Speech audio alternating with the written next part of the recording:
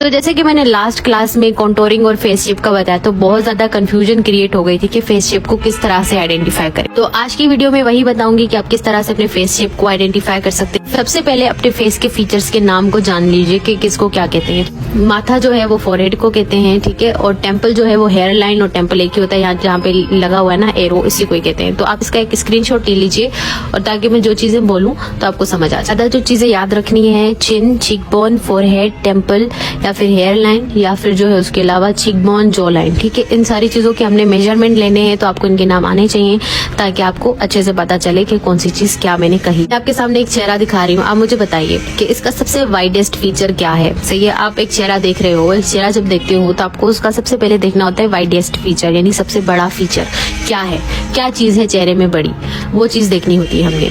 तो सबसे पहले मैं आपको बताती हूँ हेयर लाइन, इस चीज को कहते हैं। अगर मैं हेयर लाइन बार बार बोलूँ तो आप समझ जाइएगा, ठीक है। माथा इसको बोलते हैं, और यहाँ जो है इसको हम टेम्पल बोलते हैं, ठीक है। नीचे मैं डॉट लगाती जा रही हूँ।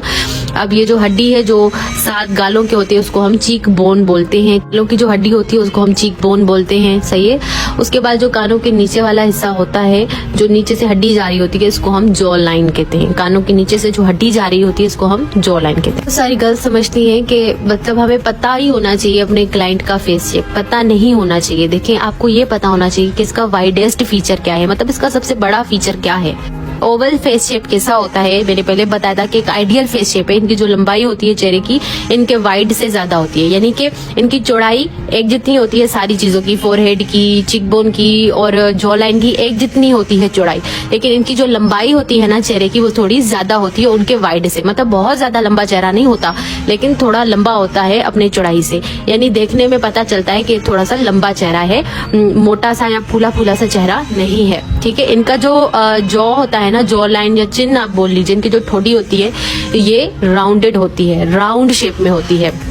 किसी किसी के जो चिन होती है, जो होती है वी होती है ना, वी टाइप की होती है, तो ये वैसी नहीं होती, इनकी राउंडेड होती है जॉ लाइन, ठीक है।